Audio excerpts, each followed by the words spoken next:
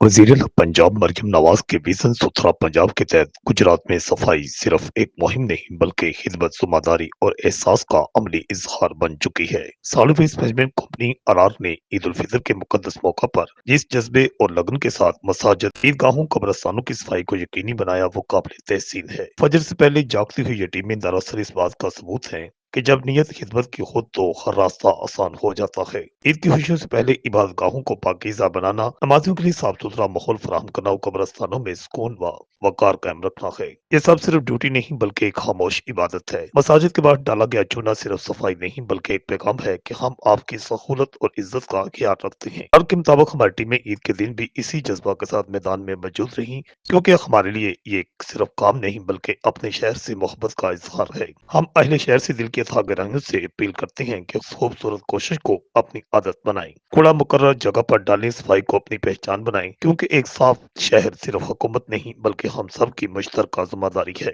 शहरियों की जानिब से ईद उल फितर के मौका पर सफाई के बेहतरीन इंतजाम पर अरार सॉलिड वेस्ट मैनेजमेंट और उनकी टीम को खराज तहसीन पेश किया गया है। नाम आतिफ है और हमने तहसील गुजरात में ईद उल फितर के मौके के ऊपर सफाई का बेहतरीन निज़ाम कायम किया है, जिसमें ईदगाहें, मसाजिद, कब्रिस्तान, मेन सड़कें और उसके साथ साथ पब्लिक प्लेसेस जिनमें पार्क्स वगैरह इंक्लूडेड हैं, इनकी सफाई के लिए हमने बेहतरीन इक़दाम किए हैं। और ईद के मौका गुजरने के बाद भी हमने दोबारा एक दफ़ा पार्क की सफाई कराई है ताकि जो लिटरिंग वगैरह हुई है, फैमिलीज ने विजिट किया पार्क का, उसको कंट्रोल किया जा सके।